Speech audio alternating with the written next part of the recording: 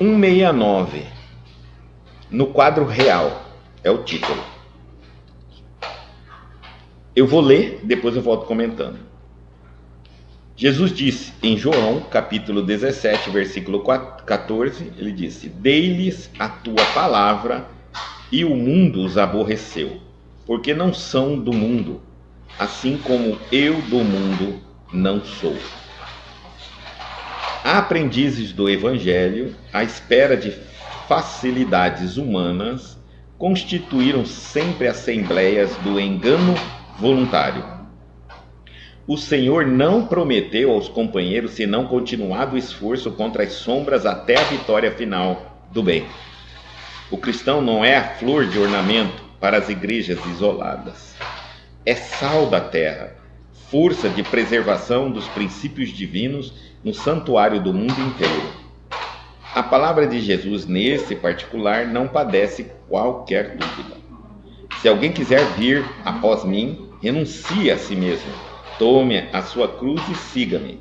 Amai vossos inimigos, orai pelos que vos perseguem e caluniam, bendizei os que vos maldizem, emprestai sem nada esperardes, não julgueis para não serdes julgados, entre vós o maior seja servo de todos, buscai a porta estreita, eis que vos envio como ovelhas ao meio dos lobos, no mundo tereis tribulações. Mediante as afirmativas tão claras, é impossível aguardar em Cristo um doador de vida fácil. Ninguém se aproxime dele sem o desejo sincero de aprender a melhorar-se. Se o cristianismo é esperança sublime, amor celeste e fé restauradora, é também trabalho, sacrifício, aperfeiçoamento incessante. Comprovando suas lições divinas, o Mestre Supremo viveu servindo e morreu na cruz. A lição de hoje nos chama para que nós venhamos nos lembrar o motivo real do Cristo, né? Que no século de hoje nós estamos fantasiando muito, atirando para todos os lados, tentando explicar tudo o que nos acontece, e às vezes, não que isso venha a ser ruim, mas que às vezes acaba nos distraindo para o principal objetivo do cristianismo. E sem o principal objetivo, não adianta o floreio que a gente pode dar a ele. No quadro real, então, dei-lhes a tua palavra, o Cristo falando, que ensinou o que o Pai havia lhe ensinado. Ensinou os ensinamentos. Mas o mundo os aborreceu, ou seja, mostrando que todos aqueles que vieram ditar, né, mais ou menos, o que o Cristo havia lhe ensinado, foi aborrecido pelo mundo, porque ele diz assim: não são do mundo, assim como eu não sou do mundo. O mundo que ele está falando aqui é o planeta Terra. Então, os espíritos mais bem preparados que vieram à Terra, muitos deles não eram terrícolas, não eram do planeta Terra. Espíritos mais evoluídos vindo para a Terra de outros planetas, uma migração natural que ocorre, sem essas coisas de loucura que a gente vê na internet, tem nave chegando que vai dar tiro, vai matar, vai tomar o nosso planeta. Não, isso, a migração, imigração de alma entre os planetas sempre existiu, não é novidade nenhuma, mas isso tem todo um controle divino. E ocorre, nós recebemos periodicamente na história visitantes vindos de outros planetas, reencarnando no planeta Terra e dando-nos uma porção de conhecimento em todas as áreas que nós imaginamos, para que a Terra evolua, cresça e desenvolva. Então, como eles, na área religiosa, moral, vieram esses espíritos trazendo o conhecimento divino, natural, eles não eram deste mundo, então o mundo, os espíritos deste mundo, não habituados a ter aquele ensinamento moral, aqueles comportamentos, os aborreceu, ou seja, se voltou contra eles, todos, sem exceção. Aí ele diz assim: assim como eles, eu também não sou deste mundo. Vim para esse mundo, mas não sou daqui. E nós sabemos que é real. Aprendizes, agora vem a leitura. Aprendizes do Evangelho, à espera de facilidades humanas, constituirão sempre as assembleias do engano voluntário. Esse mesmo. Então, há sempre uma multidão de pessoas que vão ao encontro do Cristo, vão através da religião ao encontro do Cristo, mas buscando coisas que não são cristãs, que não foi ensinada pelo Cristo. A religião é um caminho para encontrarmos Deus dentro de nós, não fora de nós, para nos reformarmos como seres humanos.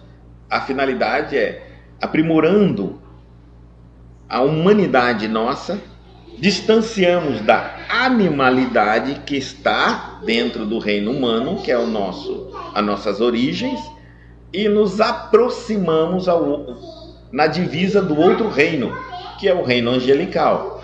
A religião faz essa impulsão. Ela não vai me colocar lá direto como um anjo, mas ela me distancia ao máximo da minha animalidade e faz com que eu vivo mais, exploro mais, evidencio mais a minha humanidade. Só de fazer isso já podem me confundir como anjos, como muitos de nós confundíamos Bezerra de Menezes, Chico Xavier, um monte de pessoas, um monte de vultos que estiveram sobre a Terra, eram apenas humanos, né, digamos assim, almas humanas, sem ter atravessado o reino angelical, eram almas humanas com comportamentos estritamente humanos em todas as situações. Quando a gente vê um ser humano assim, a gente já pensa que ele é um santo, ele é um anjo, coisa que não existe, porque nós não estamos acostumados. Nós estamos mais acostumados a ver seres humanos tentando, ora, ser humano, mas periodicamente deixando a parte animal, a parte ignorante, bruta, vir à tona. Inclusive, utilizamos muito isso com pseudônimo de autodefesa. Quando eu vou me tornando humano, quanto mais humano eu me torno, eu vou desacreditando que o meu lado animal pode me ajudar em alguma coisa, principalmente na autodefesa. Mas enquanto eu não me torno humano, eu ainda acredito que o lado animal meu pode me proteger. É como mais ou menos eu estivesse duvidando do bem. É mais ou menos assim. Eu quero bem, eu adoro bem, um dia eu quero ser evoluído, mas quando eu me encontro em problemas, dificuldades, em situações difíceis, eu sempre busco o mal para me defender, ajudar, me tirar das situações difíceis. O meu lado mal. E quando eu, às vezes, acho que o meu lado mal não vai ser o suficiente, então eu busco homens maus. Outros que também têm lados maus, que somando comigo, aí eu também busco espíritos maus também. Eu busco todo o lado mal, porque nós ainda somos um paradoxo. Nós sonhamos com a verdade, com o bem e com a evolução, mas sempre recorremos ao lado mal, às sombras, à ignorância, para resolver os problemas que precisamos resolver, porque de uma maneira ou de outra nós não acreditamos na solução do bem. Tá? Então, quando vamos nos tornando mais humano, é exatamente isso. Eu vou expondo a minha humanidade e vou desacreditando da minha animalidade, da animalidade dos outros. Isso é encarnado e desencarnados. E vou agora, daqui por diante, sempre recorrer aos mais humanos ainda. Cada vez mais.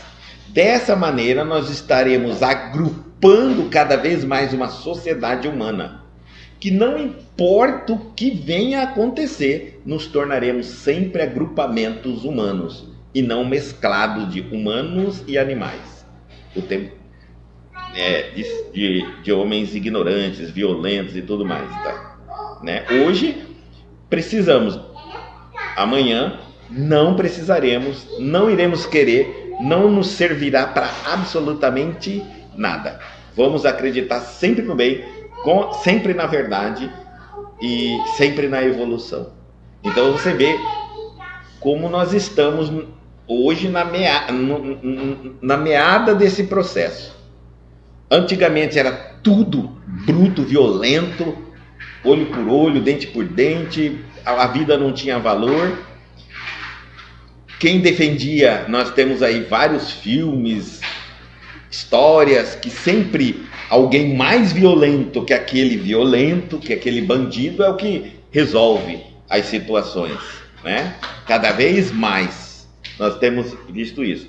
A partir de um determinado momento, nós estamos agora no meio, estamos vendo que violência, já está começando aquela teoria, violência gera violência, ignorância gera ignorância, já está desacreditando que o mal pode nos dar proteção. E estamos começando a acreditar que no momento da dificuldade, da provocação, da guerra, da violência, recorramos a Deus, ao amor, à verdade, o perdão, a paixão. Já estamos mudando. Mas ainda muitos, no desespero, voltam para o lado negativo. Quanto mais nós nos fortalecermos no lado humano nosso, menos daremos guarita, chances de alguma maneira ao mal, e assim o mal vai perder o valor e vai agora voltando a essas, da mesma forma que recebemos visitas de outros planetas, de seres mais evoluídos, a parte maldosa, violenta, ignorante da nossa humanidade vai para outros planetas também habitar e se desenvolver lá, tornando a nossa humanidade verdadeiramente humanidade, onde nós viveremos para o bem, seremos bons e jamais vamos acreditar em qualquer teoria de um justiceiro, de um salvador, dono de exército, que tem metralhadora, que mata, que rouba, que faz tudo no chamado nome de justiça, da ordem e da paz, porque nós só vamos acreditar no amor, o único instrumento de paz. Então estamos longe. Então estamos muito ainda como voluntários das religiões, fazendo enganos. E isso é natural. Aí a gente vai ver que quando a gente entra na religião, a gente quer que Deus destrói e expulsa os espíritos maus, por exemplo, da nossa casa. Não que a gente se torne um espírito bom, de maneira que o mal já não consegue mais viver numa casa onde só habita espírito bom. Perceberam? Mesmo quando a gente vai no mal, mesmo quando a gente acredita no bem, tem fé no bem, ainda assim a gente quer que o bem copie a atitude do mal, expulsando, batendo, amarrando, levando na marra, prendendo. Nós viemos de um primarismo, onde para nós a violência era de natureza nossa. Natureza, não existia nem certo nem errado, era assim, natureza. Pronto. O macho pegava a fêmea, o mais forte liderava a tribo e ponto. Lei do mais forte. Era essa a regra, não tinha certo, não tinha errado. Fomos evoluindo. Aí o mal, aí começou um item moral tomar conta na nossa civilização. Precisamos compreender um pouquinho a moral, ainda de maneira muito distorcida. Então, era assim, a violência, a opressão, a maldade era justificável, desde que fosse para o bem de todos. Veja que nós não abandonamos a violência, nós passamos a usá-la de maneira para o nosso próprio bem. Antes usavam de qualquer maneira, agora já não. Pode-se usar a violência, mas aí vai depender do uso. E aí vem a evolução toda da humanidade. Aí, agora, passado um tempo, a gente então pensa que, tudo bem, não existe uma justificativa para nós, humanos, usarmos o mal. Mas, e se os espíritos bons, os anjos, usassem da maldade, da opressão, da violência para fazer o que tem que ser feito conforme a nossa vontade na Terra? Aí pode. Então, aí nós passamos a delegar a maldade a Deus, aos anjos. É por isso que os anjos aparecem sempre de espada, de escudo, matando. E aquela briga com os demônios, como se não houvesse sentimentos, né? Então, mas aí, nesse caso, eu peguei a maldade, a violência e tirei da raça humana e estou delegando isso aos seres superiores. Eles estão fazendo uso que eu já começo a ter uma noção de que eu não quero nem por justiça. Nem por justiça. Quando que isso começou a acontecer? Quando eu percebi que existem violência, atos de violência que eu não faria a pior pessoa que eu achasse na Terra. Eu diria assim, não, eu não sou capaz de fazer. Não que eu adoraria que alguém fizesse por mim, mas eu fazer eu não vou. Dessa maneira eu peguei o mal e transportei, estou delegando toda a minha vontade, minha ira, minha maldade, a seres mais capazes de fazer isso. Como eu não quero dizer que estou jogando isso a um ser mais inferior, eu quero jogar isso a um superior. Então Deus, eu não quero, olha, você me perdoa, não peço perdão, não. Deus vai te castigar. Ó, Deus vai te castigar.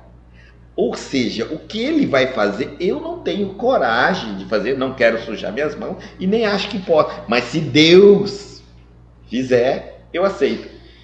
Começamos ainda a concordar, ainda estamos concordando com Deus, que é faça o que eu mando, mas não faça o que eu faço. Ainda já estamos concordando nesse ponto. O próximo avanço da humanidade é: não tem jeito. Amor é amor, amor é perdão, amor é igualdade, amor sempre, sempre, sempre, sempre, em todo. Aí chega um ponto que a gente está vendo na história assim, mas e se a gente encontra uma pessoa que não tem consciência, que é violento, que não tem arrependimento, ele é um psicopata. O que nós vamos fazer? Nós vamos ser ovelhas na mão deles. O que nós vamos fazer? Entregar a questão aos bons espíritos. Mas o que eles vão fazer? Isso nós não sabemos, nós não somos bons espíritos. Mas se eles não fizerem nada, então significa que nós temos que passar por isso. Mas eu não aceito passar, aí é que está. Aí é que entra o problema, eu não aceito a vontade de Deus, mas a solução está. Tá certo? A solução existe. Agora, como é essa solução? Por quê? Porque se esse psicopata, para pará-lo, para eliminá-lo, estagná-lo, impedi-lo, eu preciso usar o mal, pronto. De novo, acendi uma vela para o diabo. E aí é eu que estou dizendo ao próprio mal que não vivo sem você. Momentos bons é do bem, e momentos maus, você é o meu guarda-costas. Essa visão do chamado justiceiro, que tem a permissão de Deus para fazer o mal e promover a segurança, a liberdade, a tranquilidade, a paz, o equilíbrio em nome de Deus, não existe. Esse foi alguns super-heróis da Marvel aí que nós criamos, que não tem compatibilidade com o cristianismo, mas internaliza um pouco dentro de nós. Não. Mal é sempre o mal, qualquer questão é maldade. Não importa. Tá?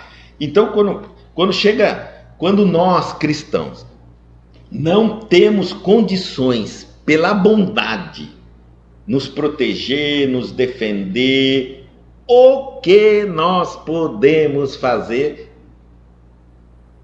Bom, eu digo às pessoas, não se calar. Só isso. Um cristão nós vamos olhar que o cristianismo não morreu na história não porque ele não foi perseguido, é porque, apesar de toda a perseguição, opressão de todos os poderes da terra, não, os cristãos verdadeiros não se calaram. E é por isso que o cristianismo está hoje no século XXI conosco. Então o bem tem uma coisa: ele pode morrer por falar a verdade, ele pode ser perseguido por fazer a verdade, mas ele não se cala, ele não rebate, ele não é violento, ele não guerreia, ele não luta, ele não mata, ele não prende essas coisas tudo aí, não. Mas ele não se cala. Porque enquanto nós não nos calarmos, o cristianismo está indo de geração a geração.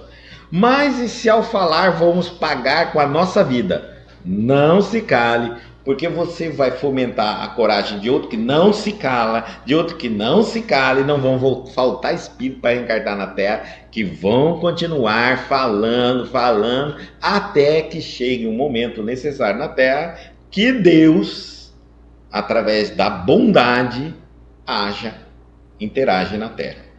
Sei lá o que ele vai fazer, mas não cabe a nós fazermos. Existe uma instância onde nós podemos chegar e uma outra que nós temos que dizer: olha, isso não nos compete. Tem que ter uma outra ordem, uma outra hierarquia para decidir o destino da humanidade. Não cabe a eu querer fazer alguma coisa. E aí nós vamos continuando aqui.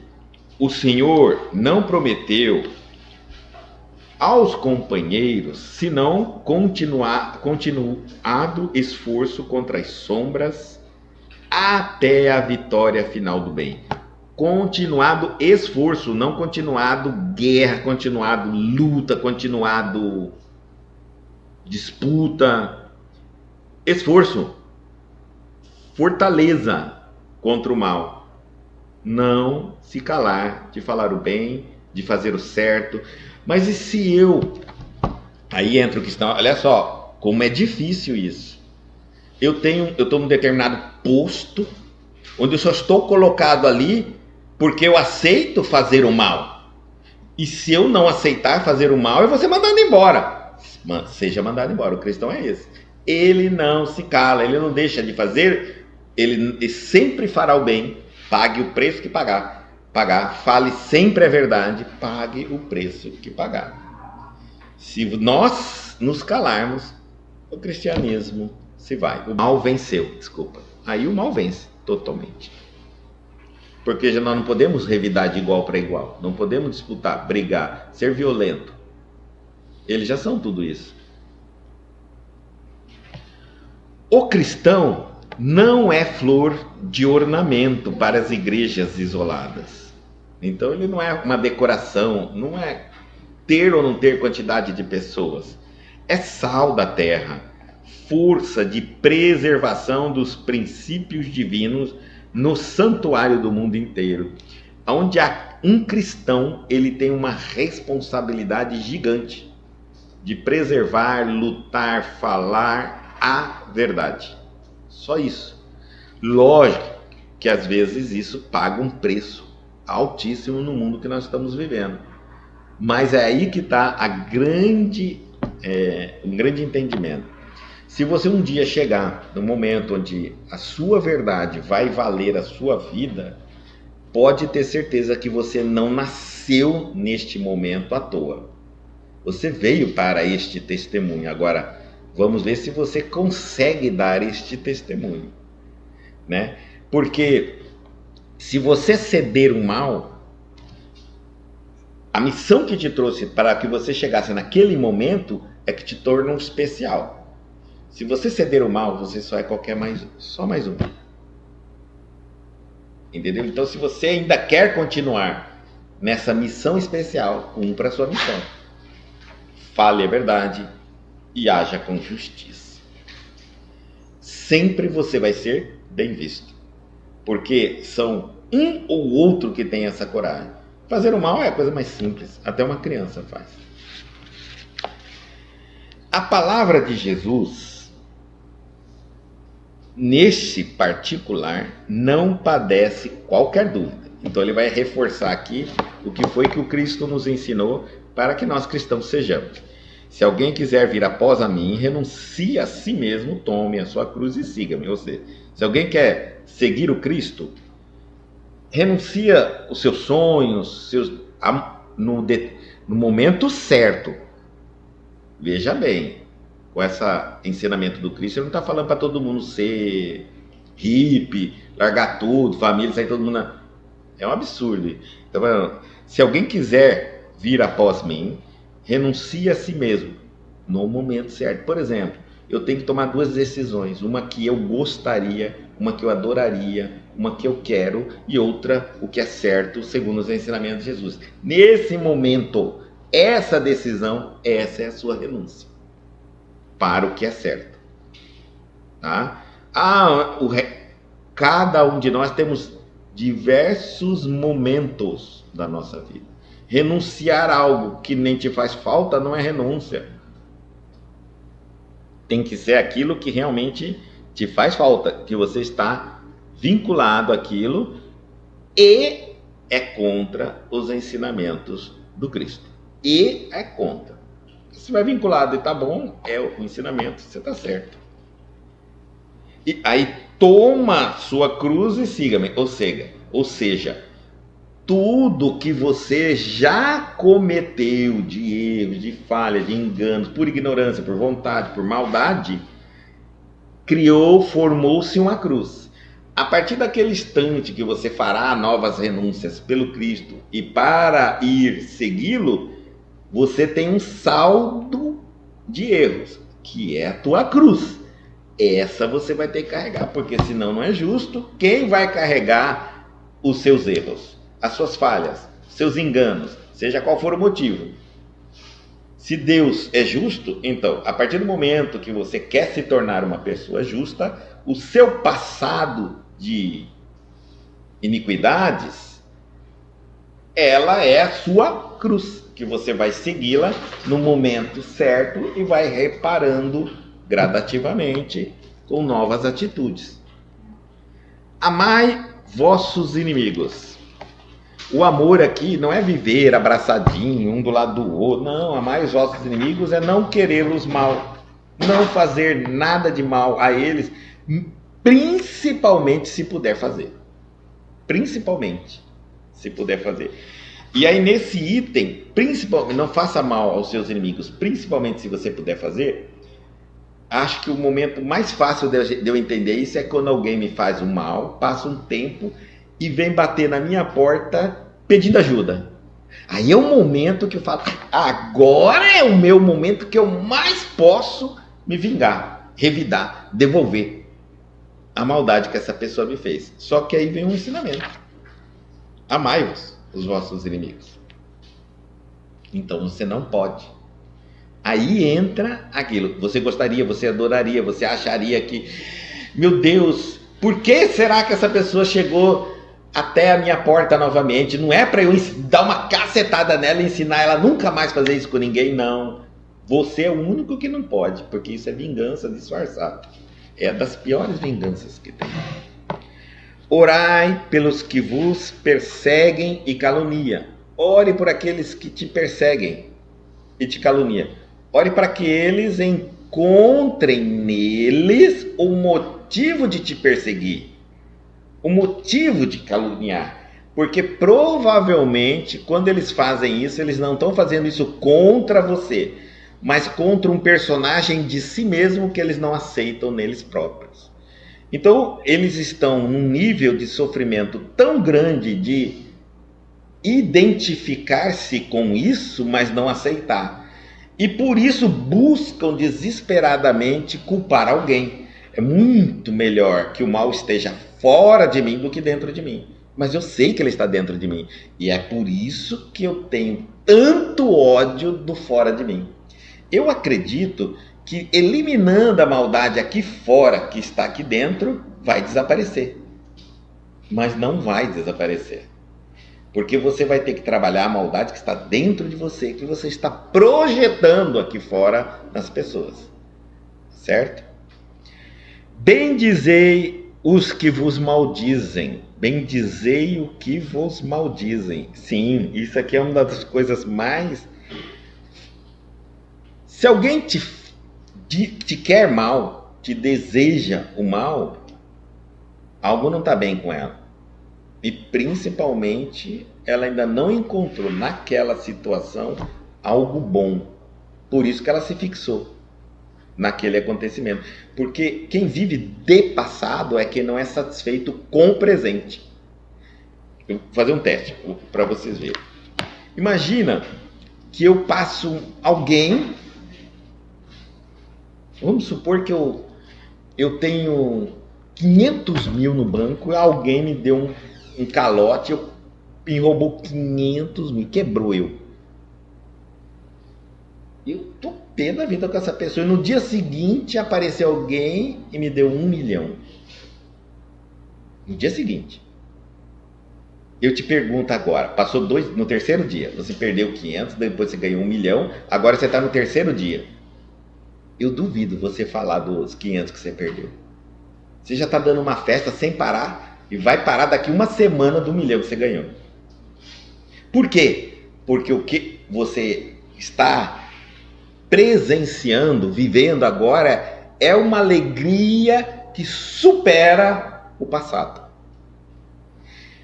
A gente vive no passado quando a gente não encontra nada em que se apegar, se alegrar, valer a pena, compensar no presente. Aí nós viajamos para o passado e ficamos lá. Quanto menos eu encontro no presente um porquê, uma melhoria, uma paz, o que me chama a atenção, eu vou viver do passado, lamentando e tudo mais. Então, quando estão te maldizendo, estão com problemas muito sérios. Então, bendiz a eles, porque eles vão parar de te maldizer quando algo de bom acontecer na vida dele. A gente sempre tá brincando assim, ó, quando a gente tem um inimigo muito pegando nos pés, a gente fala, oh meu Deus, tem uma hora que alguma coisa, que a vida dele dê certo, que ele segue a vida dele, que ele encontra o que ele está querendo. Ah, porque quando ele encontrar alegria, paz, o que, sei lá, satisfaça ele, ele vai te esquecer. Você já é passado. Só se preocupa em perseguir pessoas que ainda não está satisfeito com o seu presente.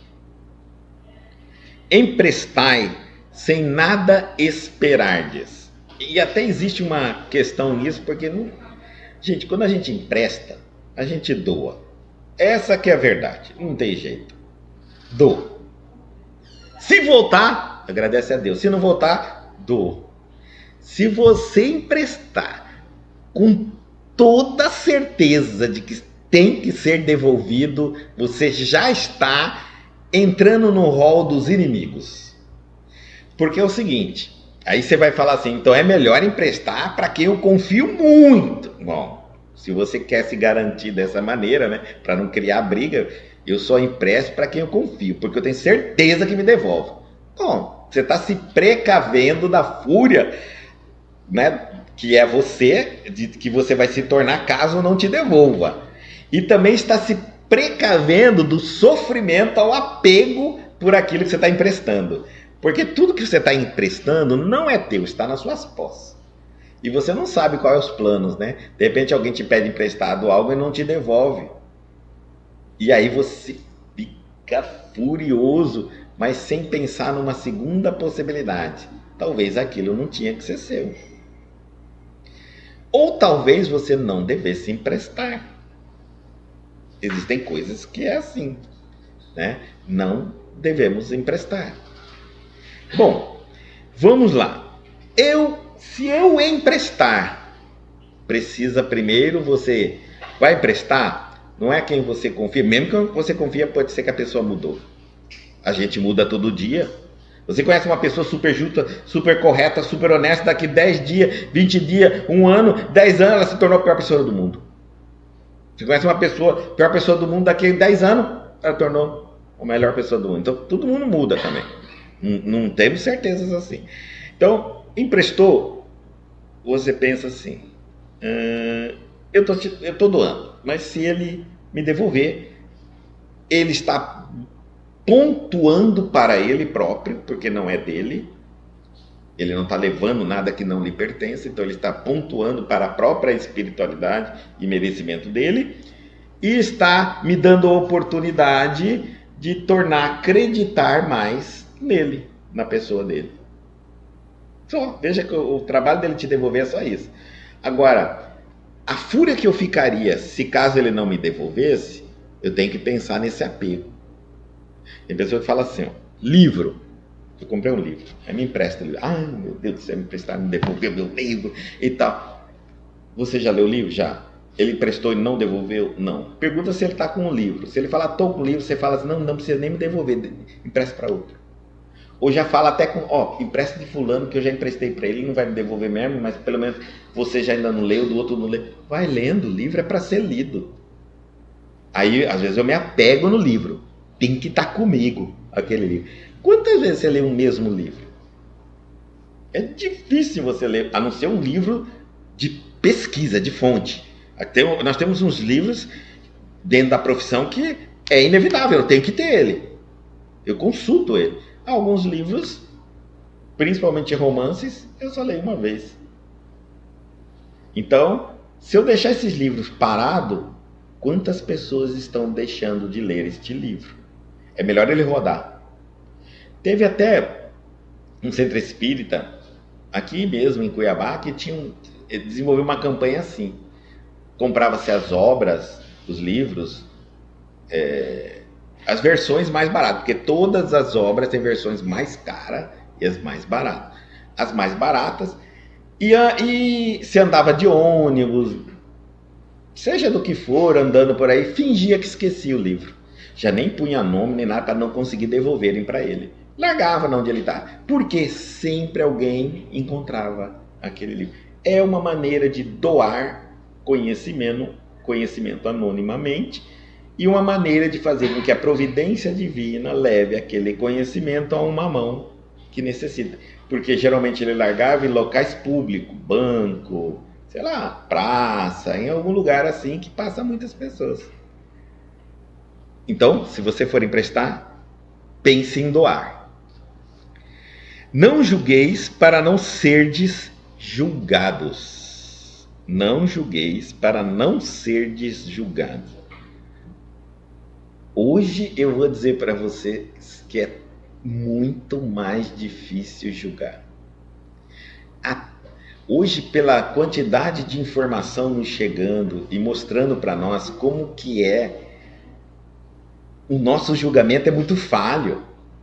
Às vezes uma situação parece clara na nossa cara e não é aquilo ali não é o que você está vendo. A internet mostra muito isso aí, conta uma historinha, Você está assistindo aquilo ali, no final o desfecho é totalmente diferente. E se eu tivesse me levado pelo meu julgamento, eu teria cometido muito erro ali. Ainda bem que é uma pegadinha. Então, cada vez mais que eu vejo isso, eu vejo, nossa, nós não temos condições de julgar. Então nós não podemos julgar. O que nós podemos fazer, o que é certo no momento certo. Pronto, final. Sem julgamento. Se uma pessoa precisa de ajuda, ajuda. Não importa se ela é aproveitador, bandido, seja o que for, ajuda. Mas e se for uma armadilha? Siga a sua intuição. Eu digo sempre às pessoas, quando nós fazemos o bem com amor, nós não somos assaltados pelo mal. Então essa história, por exemplo, eu estou dando carona na estrada. Eu sou uma pessoa que dou carona, mas eu faço pelo bem. Realmente pelo bem. É como se eu dissesse a Deus, obrigado pelo transporte que eu tenho. É uma maneira de agradecer. Quando eu faço isso realmente, não conheço alguém que foi assaltado. Agora, quando eu só dou carona, uma mulher bonita, um homem bonito, não sei o que, vai ser assaltado, sim. Porque quem que vai parar na estrada aquela mulher bonita pedindo carona? E você não foi por fazer o bem para ela, né? Então, realmente, você caiu na mão do bandido. O bandido dá para outro. É como se fosse uma isca. Jesus dizia assim: só os lobos caem em armadilhas de lobo. Certo? Então, você não vai cair numa armadilha de lobo. Você não é lobo.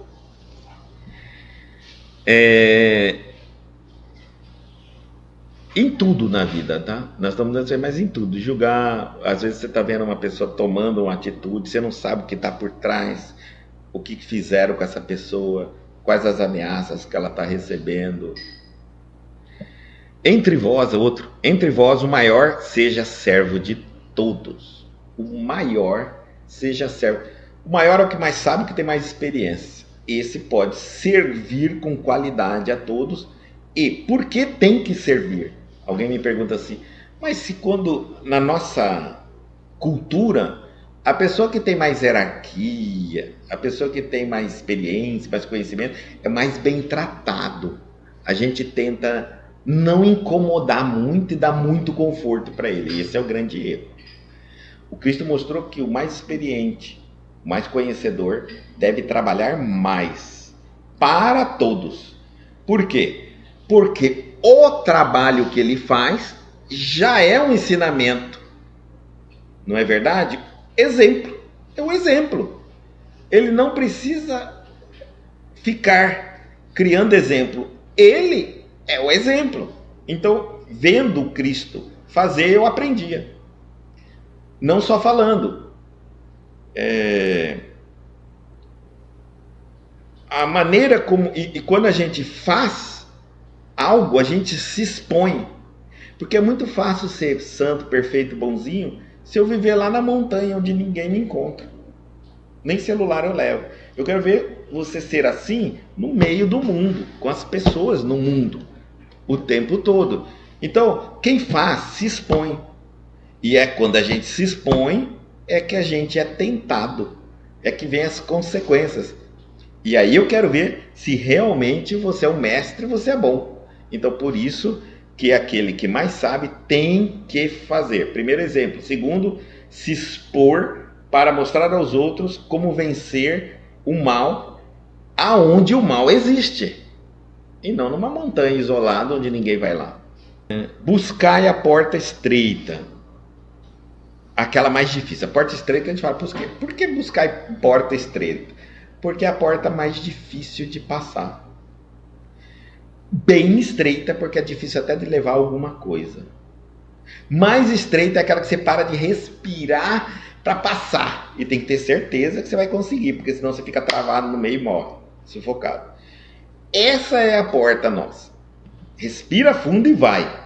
Você não vai ter dúvida para chegar lá, mesmo faltando um pouquinho de ar. Tá? Por quê? Porque nós queremos muito com facilidade. A gente quer muito com facilidade. A gente não quer fazer muito para ter muito. A gente quer ter muito fazendo pouco. Porque nos ensinaram a pensar assim. O esperto é aquele que não trabalha, não faz nada e ganha muito. Entenderam? Sendo que o cristianismo não é assim. Trabalha muito para ter direito a muito. Então, quanto muito esforço, muito sacrifício, muita dificuldade, o caminho do bem é muito difícil, mas a porta é muito estreita. Você não tem como fazer jogos, né? Não tem como fazer, não tem muito tempo para você ficar pensando. É uma porta estreita, você quase não respira, ou você vai ou você fica. Se você tiver dúvida no caminho, você morreu, sem ar. Tá certo? E não tem como brincar no caminho. Não tem como você ficar parado ali esperando. Ou você vai ou você fica. É deste jeito. Então você tem que ter muita certeza se isso que você quer. Tem que estar muito preparado do que o que vai ficar, ficará para sempre. E o que você vai encontrar, você não sabe. Você presume. Pelo que o Cristo nos ensinou, os bons espíritos nos ensinou. A fé é sua, é que vai te guiar dali por diante. Ah, Guto, eu não teria certeza se eu iria, então não vai. Não passa na porta, que ela é muito estreita. Eis que vos envio como ovelhas ao meio dos lobos. Infelizmente, Para que uma coletividade evolua, eu tenho que ter algo ali para ensinar, para evoluir aquele grupo. Se todos são lobos, né, fica um pouco difícil, porque cada um vai seguir um lobo, o próprio animal. Mas e se eu enviar um especial, um ser especial, mais evoluidinho, que seja geneticamente? Isso já vai mudar aquela matilha. Gradativamente eu estou inserindo avanço, desenvolvimento. Então o cristão é isso. Ele é como uma ovelha no meio do lobo. Ele é... Lógico que a ovelha não é da mesma espécie que o lobo, mas ela demonstra que ela não revida porque tinha que ser ovelha. Porque a ovelha não morde, não responde com uma agressão. Ela morre de maneira... Se você pegar a ovelha, o animal, o nós, ela fica ali dócil, quieta, né? Ela só dá aquelas patadinhas dela. Mas não conheço nenhuma ovelha que avançou em alguém. Tá? A tendência disso era dizer que uma ovelha era dócil, obediente. Então assim é o cristão. Vai ser molestado, violentado, vão brigar, vão perseguir, e ele vai ser como uma ovelha, para que ele dê exemplo aos outros humanos que a humanidade vence, mas não vence como a violência pensa que vence. Com o tempo, a humanidade converterá o pensamento, as consciências, o entendimento. É como se fosse uma vacina para fortalecer a bondade dentro de nós, e nós íamos perder a maldade, desacreditar da maldade, e logo, logo, com geração em geração, nós íamos ser melhor, cada vez melhor, cada vez melhor. Então, como ovelhas, não como lobos. No mundo tereis tribulações. Bom, isso, nós estamos em um mundo que o próprio Cristo diz que ele não é, e que a palavra, bem aqui, ó, dei-lhes a tua palavra e o mundo os aborreceu. Quem importar a palavra, importar no sentido de colocar para dentro, trazer para si a palavra de Deus que o Cristo nos ensinou, vai ser aborrecido, porque vai se destacar, vai ser diferente e vai incomodar a maioria. Porque se a maioria fosse bom, não incomodaria tanto, vai incomodar a maioria. Então, a maioria não vai se sentir bem e vai querer, tendência nossa é normalizar o que está fora, eliminando o que está fora de comportamento, para que a maioria sobreviva, persevere. É um processo natural. Então, mas à medida que um resiste, dois resiste, três resiste, vamos lembrar que existe dentro do grupo os que agem como mal, mas não concordam com a maldade, porque já evoluiu, aprenderam a ser mal, mas não fazem só maldade, não concordam com a maldade, estão pedindo a Deus para serem bons, se comportarem como bons. Então, aqueles que vêm e se comportam com a bondade vão ser o exemplo, né? O vigor, o adubo para a bondade no coração dos outros, que vão assisti-lo através do exemplo. E aí, não tem, no momento que nós estamos, tribulação é a coisa natural, faz parte do mundo. Então não adianta nós pensarmos que se estamos passando muito problema porque estamos perseguidos por diabo, por demônio, maldição, é aquelas coisas que a gente pensa. Não, você pode estar no caminho certo e vai passar de muita dificuldade, porque este mundo é tribulações. É neste mundo. Vai passar por períodos calmos, mas vai passar por períodos difíceis. Mediante afirmativas tão claras, é impossível aguardar em Cristo um doador de vida fácil. Ou seja, não acreditem cristãos que adentrando numa religião, qualquer que seja, seguindo os princípios do Cristo, você terá uma vida fácil. Não. Ninguém se aproxime dele sem o desejo sincero de aprender a melhorar-se. Reforma íntima. Se você não tiver isso dentro, não vai conseguir. Você vai ficar no meio da pedrada, de uma guerra, né? Onde vem muita pedrada do mal. Do bem não vem pedrada. Então imagina que você está no meio, você quer seguir, mas não faz a reforma íntima. De repente, alguém te dá uma ordem para você fazer o mal, mas você não quer fazer o mal porque você já acha que é maldade, já não está mais tão mal assim. Então, porque não tem coragem também de fazer a maldade à bondade. E aí então, de quem você vai ser cobrado? Do mal. Mas se você fizer, você vai ser cobrado pela sua consciência e nunca vai esquecer a maldade que você fez. Então também você vai ser cobrado pela tua consciência e pelo mal que te ordena. Então você está no meio do sanduíche. É melhor você não viver uma vida assim, né? Isso causa muita aflição. Se o cristianismo é esperança sublime, amor celeste e fé restauradora, esperança sublime, além das que nós estamos tendo aqui, amor celestial e fé restauradora que restaura, põe no lugar o que foi desordenado. Muitas pessoas perguntam assim, por que é toda vez que fala fé restauradora, fala restauradora? Porque a fé ideal é a fé universal, é aquela de constante equilíbrio. Quem desorganizou a fé, quem desarmonizou a nossa fé, foi a nossa ignorância e o nosso mau entendimento a respeito da fé. Então nós nos desvirtuamos, a fé nossa está desvirtuada, ela vai ser restaurada. Em que momento a nossa fé era restaurada? No momento em que nós éramos muito mais simples, muito mais ignorantes. Muito, muito, muito. Vamos colocar assim um reino muito interessante para a gente compreender aqui. Ele é bem mais simples. Reino animal.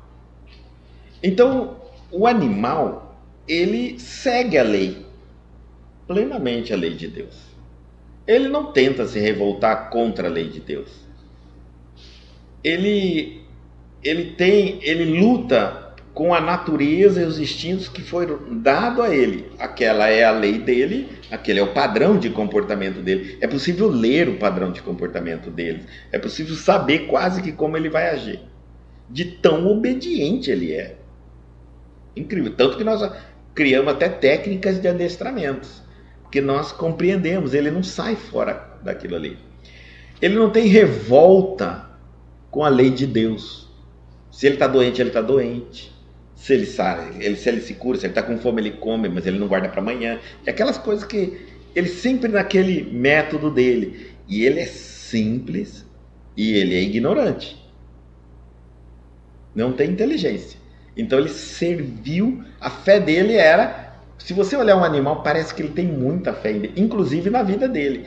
Apesar do instinto de sobrevivência de um animal ser um dos instintos que a gente caracteriza como um dos mais fortes, mas quando ele adoece, ele sabe de num determinado momento em que ele não vai vencer aquela doença. Ele se entrega, ele não luta contra.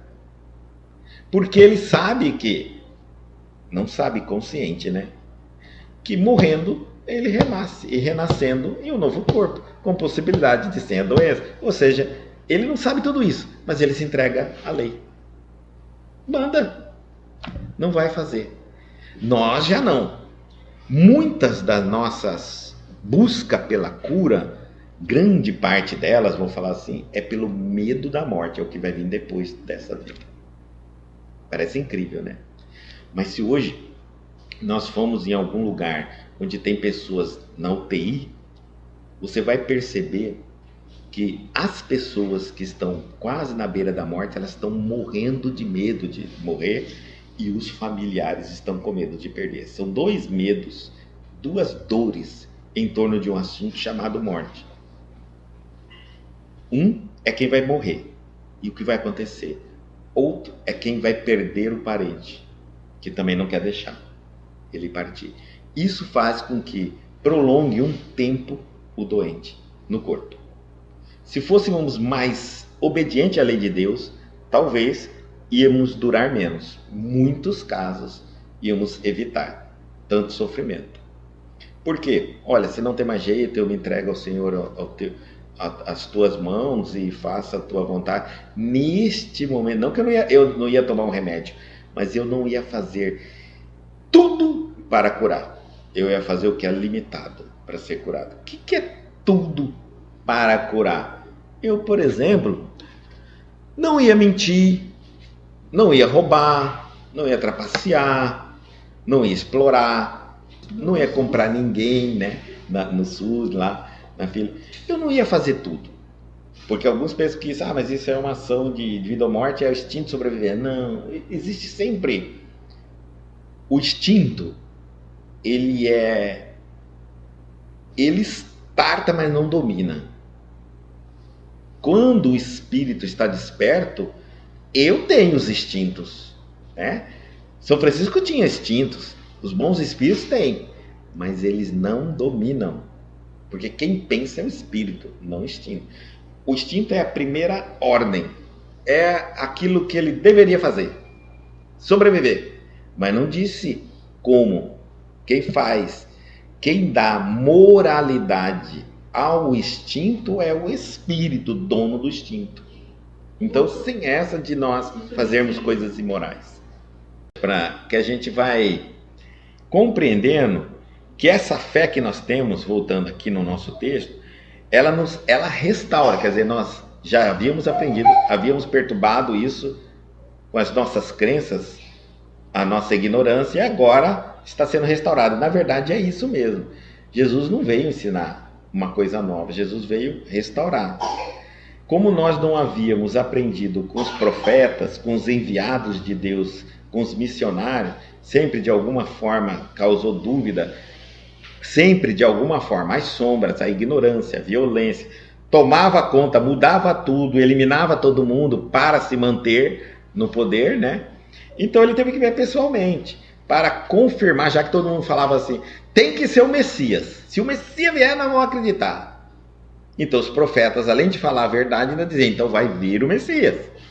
E quando ele vier, mas fizemos a mesma coisa, tanto com ele quanto com todos os profetas, fizemos a mesma coisa. Porque eles diziam coisas diferentes do que nós queríamos. Ensinava coisas que para nós, às vezes, era até impossível praticar. Hoje nós sabemos que é possível. Estamos avançando e vendo o quanto é impossível. Eu falo o quanto é impossível porque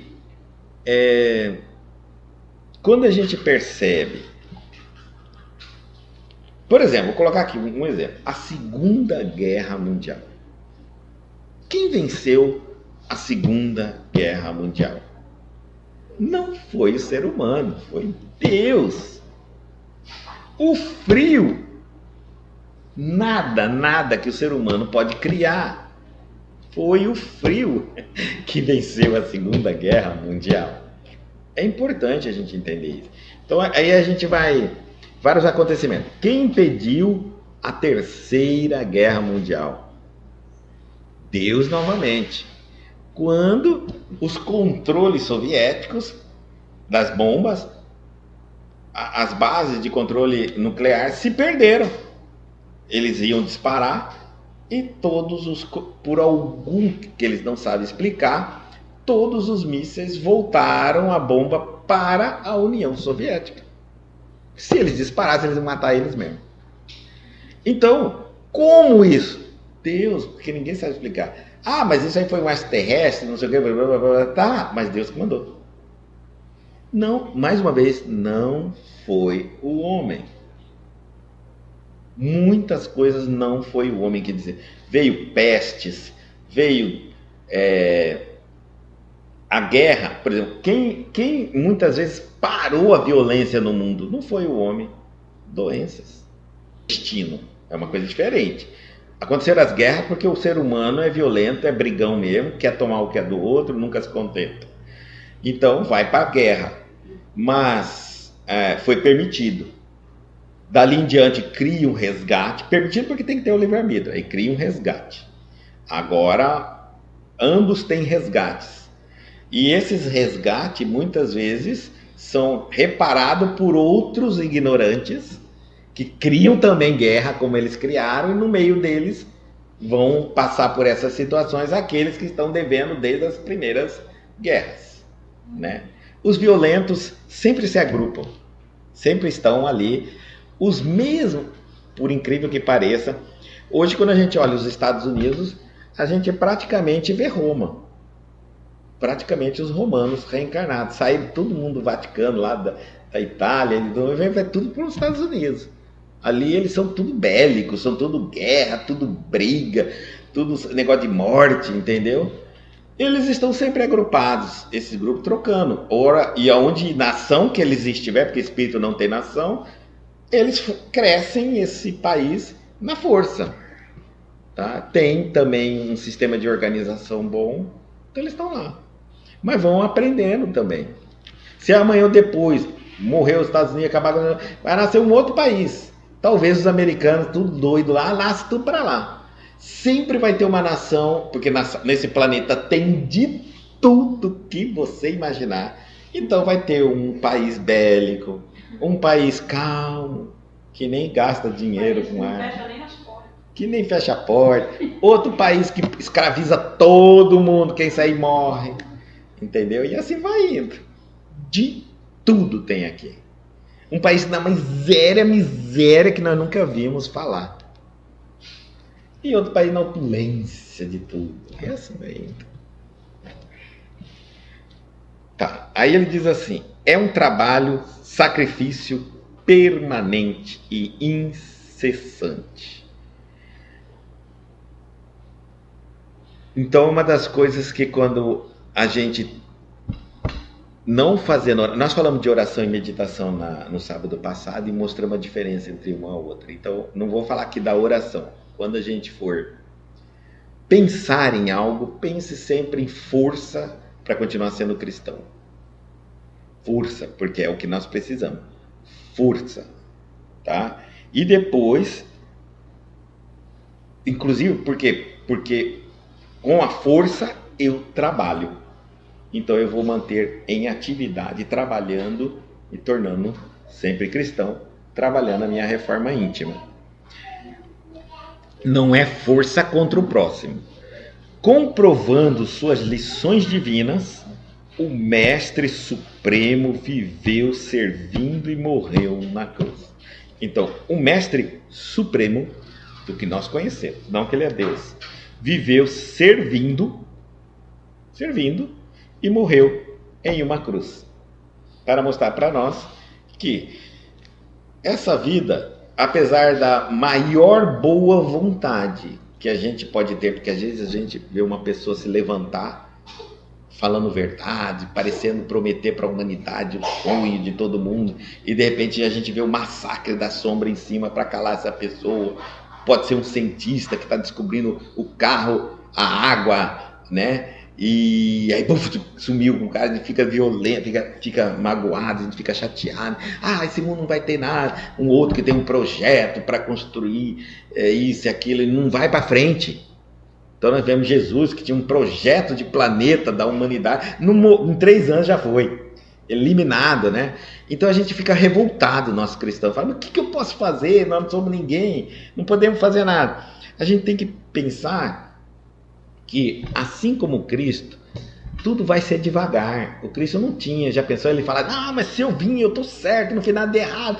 E em nome da chamada justiça, ele tivesse que usar violência celestial, violência espiritual, alguma coisa para se manter no mundo.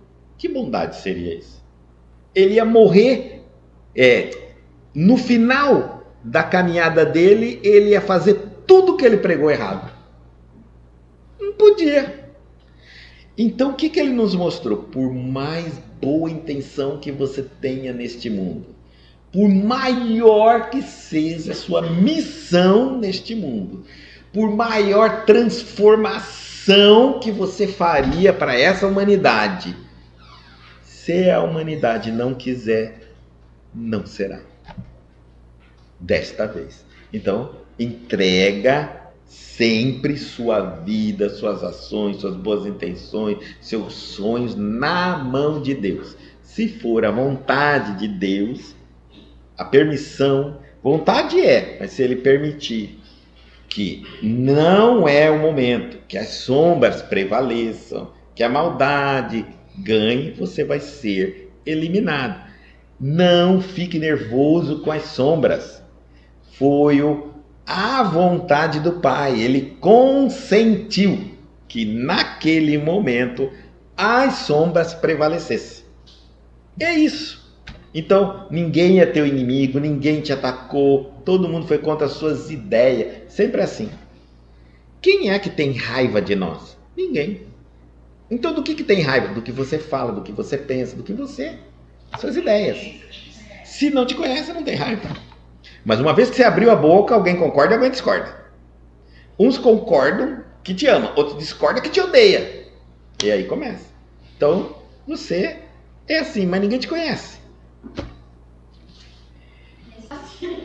E olha só, mataram Jesus, deixou os apóstolos, continuou a se repetir os ensinamentos, mataram os apóstolos, continuam as igrejas, vai embora. Qual é o papel do cristão? Não parar de falar, não parar de agir, mas não brigar, não é criar exército, não é matar os outros, não é dominar o mundo, não é disparar bomba, não é fazer greve. Agora não pode fazer greve, cristão. Tecnicamente não pode. Tem que fazer a verdade, falar a verdade e agir. Infelizmente é assim. Porque nós vamos perceber se a greve é uma maneira violenta de você fazer aquilo, fazer alguém cumprir, vamos colocar aqui que seja, que alguém prometeu e não está fazendo, cumprir e o que prometeu. Tecnicamente sim, tecnicamente não, isso depende da matemática de cada país. Porque muitos aqueles que ali estão chamam-se políticos e que depois todo mundo fala, você vota nele, só está ali porque não está, porque é uma matemática que ninguém entende, mesmo você não votando ele está lá. Menos milhões, ninguém entende. Na verdade, eles criaram uma matemática que eles põem quem eles querem, tiram quem eles querem. Então isso é assim. Aí porque ele prometeu, mas não foi ele, pela promessa que ele ganhou pela matemática dele. A matemática que ninguém sabe qual é. Essa que é a verdade, né? Então, eu vou fazer greve. Não tem. Nós temos um poder, a gente tem que cumprir o poder que existe. E tentar falando, conscientizando as pessoas, até que alguém vai chegar lá e vai mudar as regras. Nós temos que... O bem, é assim, deixa eu explicar mais ou menos como que é para a gente entender. O mal já está legalizado. Muita maldade foi feito lei para se continuar fazendo a maldade, porque quem criou essas leis foram os homens maus que trabalharam muito, estudaram muito, enganaram muito, mentiram muito e fizeram uma maldade. Tá ali. O bem não concorda? Vai trabalhar também, vai estudar muito, vai se candidatar para derrubar a lei, fazer a bem, legalizar a bondade. Olha só como que eu estou te falando. Aborto. Se a maldade trabalhou muito, convenceu muito, e legalizou o aborto. O bem agora vai fazer o quê? Vai matar todo mundo, vai brigar com todo mundo, ninguém vai trabalhar. O que é isso? Então, queremos mudar o aborto? Vamos trabalhar, vamos estudar, vamos nos candidatar, vamos formar a maioria e vamos legalizar agora, não pode mais, contra o aborto. Pronto. Tudo tem um processo. O que nós queremos, às vezes, através da força e da violência, é fazer a coisa mais rápida. E ninguém quer deixar sua própria vida para mudar o mundo. E o que o mal faz é deixar sua própria vida, estão mudando o mundo. Quando a gente olha a agenda lá, muito complicado isso de falar, eles estão trabalhando pesado. E muita gente deixou sua própria vida. E a gente quer sempre usar da maldade, da opressão, da violência, para mudar as coisas que a gente quer, dizendo que somos bem em nome da justiça e para o bem de todos. Está errado. Isso que faz é o mal. O bem faz da maneira correta. Demora mais. Mas por que aconteceu isso? Porque o bem começou cada um a cuidar da sua vida, ninguém mais quis cuidar da vida. Dizia assim, ó, Deus cuida, Deus cuida. Ia lá, votava, nem sabia em quem estava votando, ganhou um bonezinho, ia lá votar, ganhou uma camisetinha, ia lá votar. Não queria saber de político, o bem não falava assim, eu não quero saber de político. Então os mal falavam, você não quer saber, a gente quer saber, porque a gente quer dominar o mundo, quer dominar vocês, e está cheio deles lá. Tá errado o que eles fizeram? Não. Eles fizeram por merecer. E nós? Nós estamos querendo que Deus que cuida, que Deus que venha, que o exército de Deus venha mudar e nós não estamos fazendo nada. Continuamos nós que somos bons sentados esperando. Sempre assim, ó. O mal é ele que faz. E o bem, a gente sempre delega a alguém, uma força superior para vir fazer pela gente. Aí não tem sentido, né? Então o bem também tem que ser feito. Tem que ser trabalhado, tem que ser... E é isso. Só falar já é um bem. Só falar, só abrir consciência, só fazer as pessoas pensarem, já é um bem, já é um bem, já é um bem. Não cale, não modifique, tá? Não podemos brigar, discutir.